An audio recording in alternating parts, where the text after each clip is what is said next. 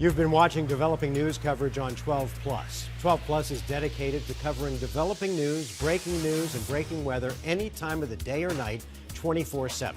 So make sure to watch our live newscasts here every day and then stream 12 Plus when breaking news happens to stay informed.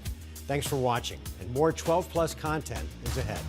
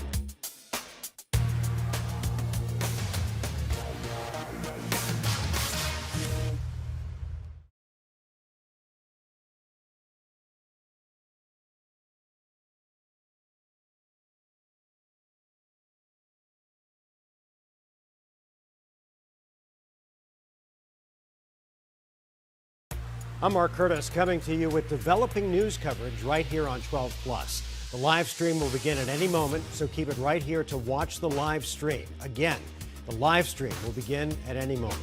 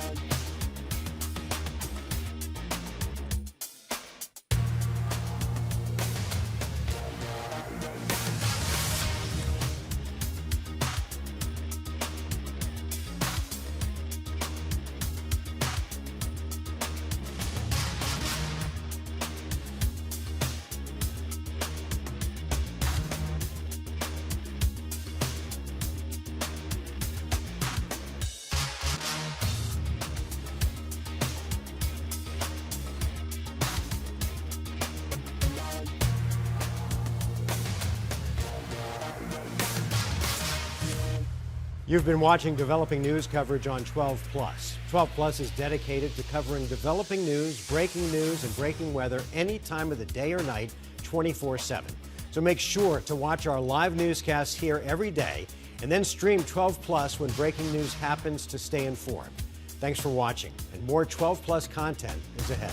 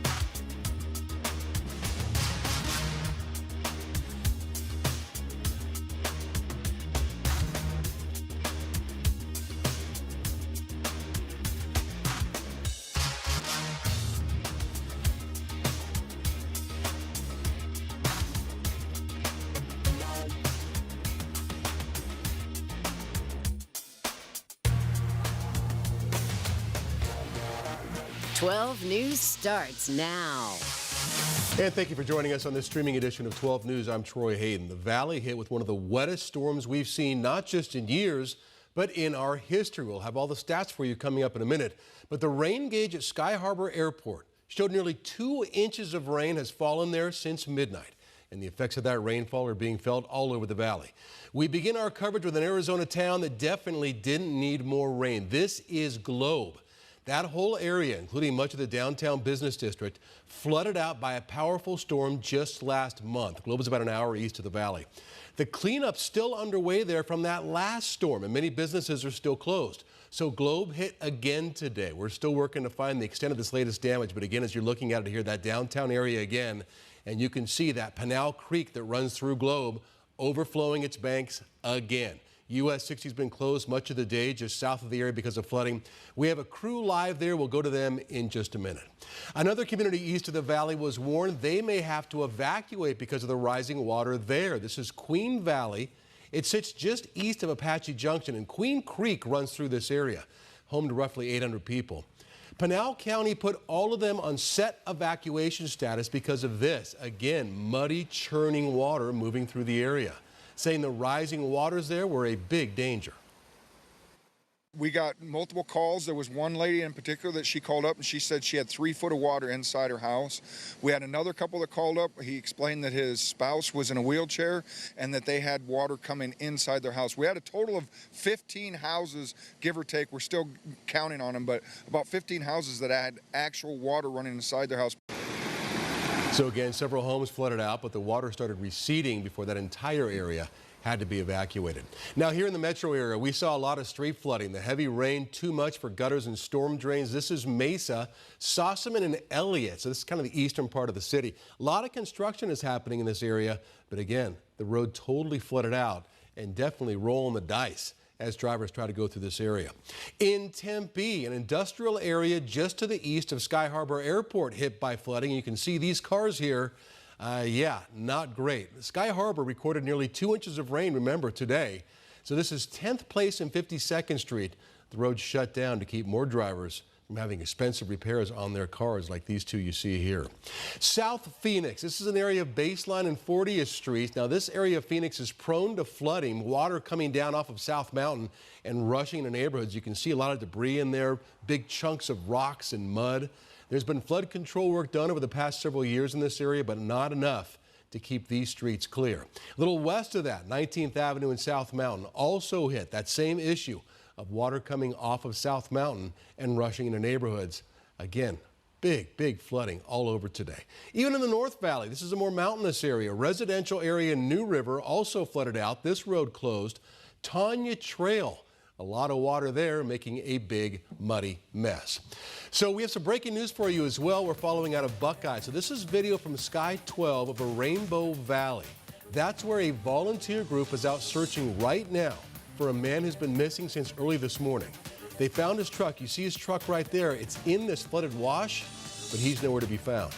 MCSO was out there, but then got called to another situation, so they temporarily suspended that search. You can see they've got that truck kind of roped off there. A volunteer group is now out there looking for the man.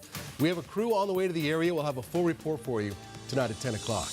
Team coverage of today's storm. Meteorologist Chris Dunn with the record rain. Maria Stobbs is in Queen Creek with a storm rained out a popular pumpkin patch for the first time ever.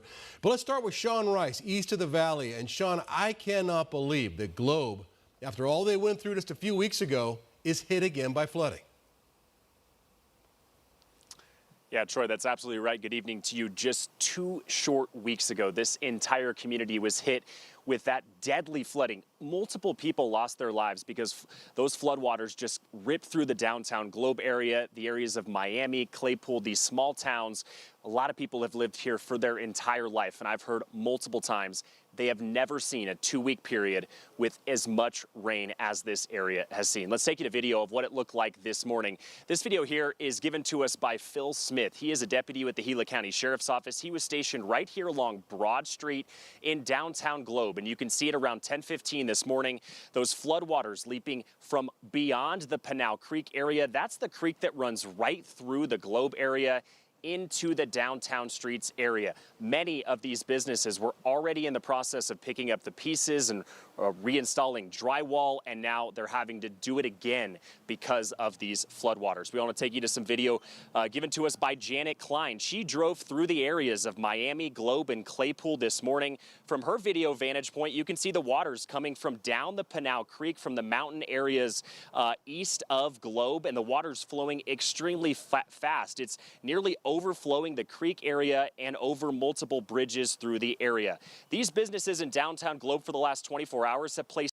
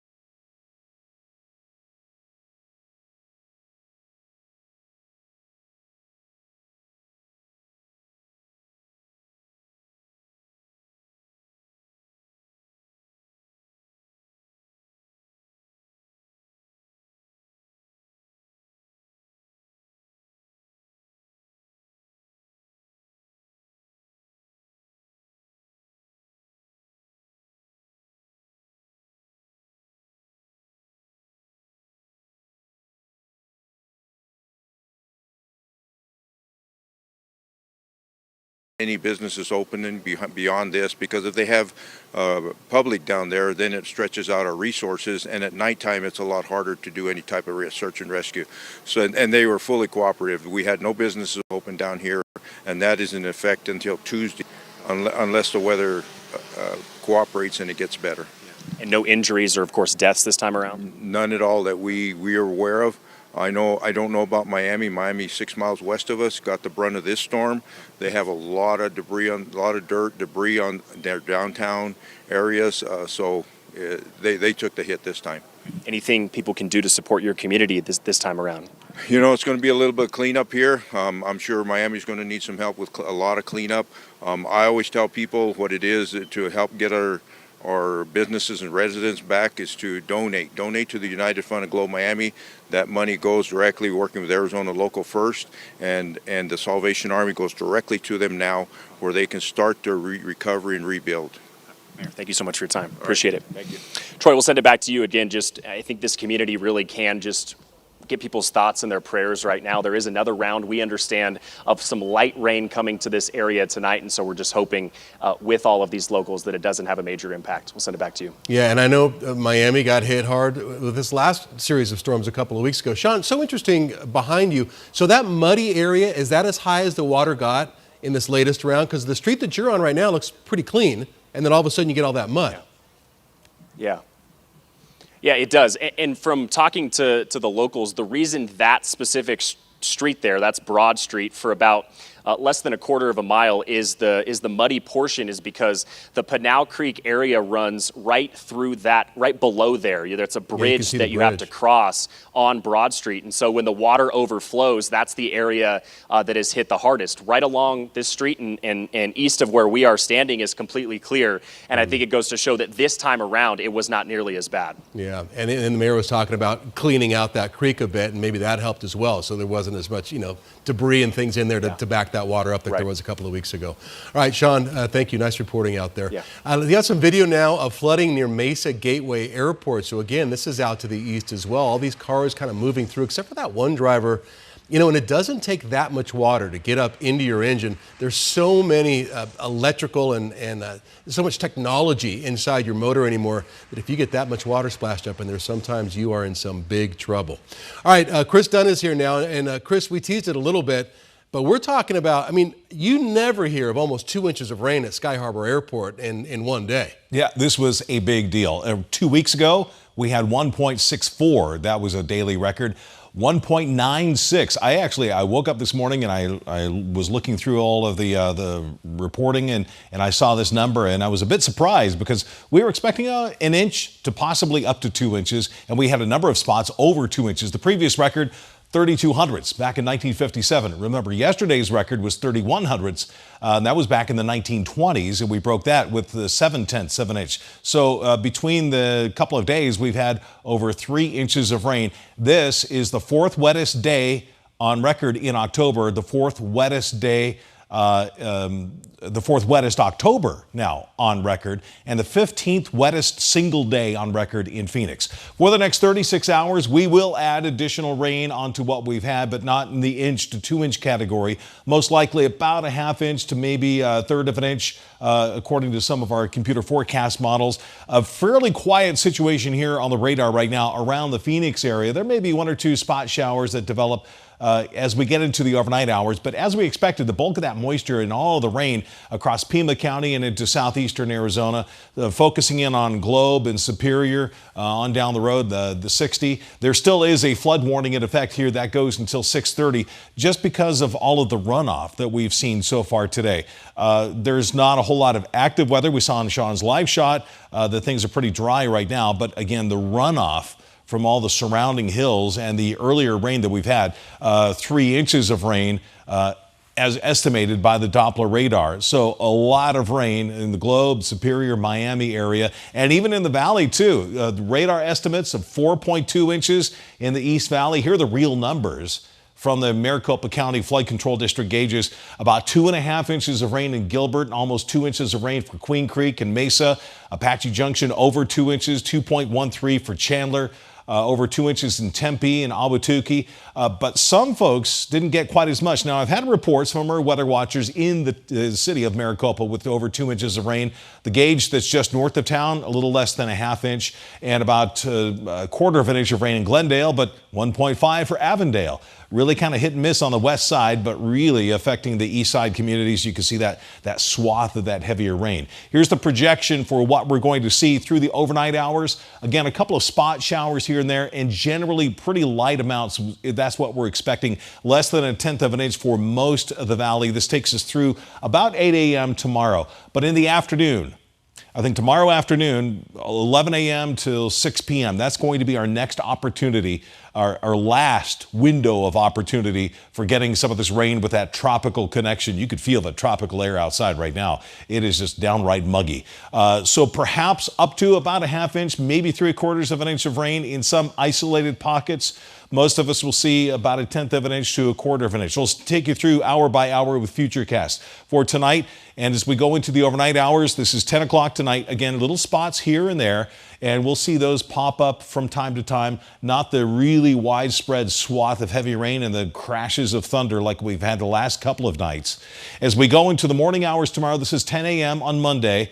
And then the afternoon, here it comes. More of these, a little more widespread round of showers and thunderstorms. This is on Monday afternoon, and as we go into Monday evening, things really settling down by 9:30 and 10 o'clock on Monday night. And then on Tuesday, drying, and that begins a drying trend. So scattered showers mainly in the afternoon tomorrow, with a weather impact alert continuing because the flood watch has now been extended until Monday evening. Monday showers, the flood watch remains in effect for the valley until 8 p.m. on Monday. We do have that dry stretch of weather coming up. We'll take a look at the forecast, and a glimmer of hope for sunshine lovers will be coming up. We'll get October back on track, along with cooler than average temperatures. We'll take a look at that forecast in just a few minutes. Troy, back Hi, over to Chris. you. We'll see you then. The Schneff Farms family pumpkin and chili party has been a huge Valley favorite for decades, but for the first time ever, flooding forced the closure of that very popular event today. Maria Stobbs is in Queen Creek with more on what happened here. I know this has been going on for like 25 years or something, right? And this has never happened before. That's right. This is actually the 29th year that this has happened, and they've never seen flooding like this has caused the festival to close. I mean, take a look at all of this flooding from last night's storms. I spoke with the owners who say they've seen rain like this before, and honestly, they actually welcome it because they're a farm and they need the rain. But when it's October and they have their annual fall festival, that's losing customers. That's thousands of people every single day that normally comes to these festivals. But because of safety concerns and even some of these rides at the fun zone that aren't working because of the rain, they're having to close for the first time in 29 years. Now, I want to show you some video of other parts of the festival. You can see the pumpkins in the pumpkin patch are soaked. Even the tables with haystacks are all flooded. Now, the owners tell me that those who did purchase tickets for today are able to transfer those tickets for another day. But for the people who are still showing up, the owners have been explaining the situation to them and even offering them a free train ride around the farm. We're able to connect with those customers that have driven out, and I think it's important to them to know that we care about them and we care about telling them and letting them know that we're closed, and we hope they can come back because it's a great event. The owners are now using the next couple days to figure out where to improve when it comes to future storms to still be able to keep their fall festival running. And now they're expected to open up again on Wednesday. Reporting live in Queen Creek, Maria Stobbs, 12 News. Yeah, Maria, so I saw the pumpkins kind of sitting there in water. Are they worried about losing their pumpkins or some long-term damage to some, like the ride behind you or any of that? It doesn't seem like there's any long-term damage, but right now they're figuring out how they can drain these areas in the future so that way there won't be so much flooding next time around. Yeah, and I bet on a Sunday, as we're getting close to Halloween, this would probably be one of their biggest days, I would think. We're getting close to it anyway. Oh yeah, they had dozens of people still coming. We could see people coming in, and some of them are from Flagstaff. They make a whole trip out of this, but they had to explain to them, well, we can keep your ticket for next time and it'll still count. And obviously going down there in the Queen Creek area, did you see other flooding on your way out there? What did it look like out there as you made your way down there to the farm? We did. We saw tons of houses that had flooding in the front yards, different canals that caused flooding. So it's a pretty flooded, soaked area, this part of town. All right. Maria, thank you for the report out there. And of course, we'll have more from Maria coming up, and Sean in our later editions. And also Jade Cunningham is working on a weather story for us as well. And that's our later newscast tonight. But let's go ahead and get back out to Chris Dunn, who's going to kind of wrap things up for us, Chris. So, yeah, I mean, you're saying that it looks like it's going to clear out a little bit tomorrow early, but then we can have a whole other round? Yeah, I think in between tomorrow morning and the afternoon, we'll get a little break, a lull in the action.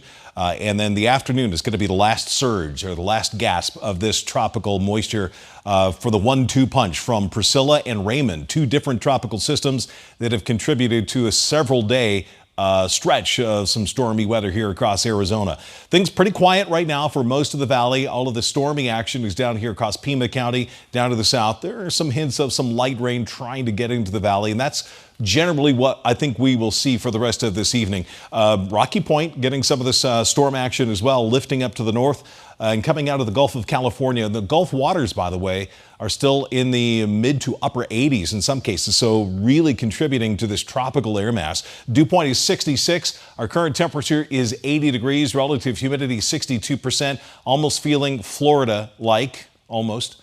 72 Casa Grande, 71 in Tucson, 60 in Flagstaff, and drier air along the Colorado River. So Bullhead City, Lake Havasu City in the 80s. Dew point temperatures there only in the 30s and the 40s. So you can really see the difference with the dry air in place across the west. We still have this humidity residing across south central Arizona. And because of that, that's why we still have a flood potential. That flood watch has been extended through Monday afternoon for the valley, also across southeastern Arizona, for one more round of potential flooding across southeastern Arizona. This is for today in the moderate or the medium risk for excessive rain. As we go into tomorrow, eastern Maricopa County still in that yellow zone. So the heaviest rain and the flooding potential right here. But as we go into Tuesday, the 14th, we're back into the clear. So a much more tranquil weather pattern on the way. So through Monday afternoon, weather impact alert, isolated pockets of heavy rain and some isolated instances of flooding still possible. Have a way to get warnings. I know my phone was blowing up earlier today with all of the watches and the warnings and everything. The advisories coming through fast and furious. There's the little bit of a break, 8 a.m., 10 a.m. up till about noontime. And then for noon, 2 and 4, some pop-up thunderstorms across the valley, temperatures in the low to mid 80s, and then things will start to settle down in the evening. Here is your valley 7-day forecast. One more weather impact alert day with the extension of that flood watch, a 60% chance of showers, thunderstorms tomorrow. Tuesday, 84. We drop down to 80 on Wednesday and Thursday. And look at the string of sunshine. Wednesday, Thursday, Friday, Saturday, and into the weekend with temperatures in the 80s. Morning lows will be closer to 60 degrees. So more typical and actually cooler than normal weather for October gets on track this week. Troy? All right, Chris, thank you. So with this big storm, we've seen records broken.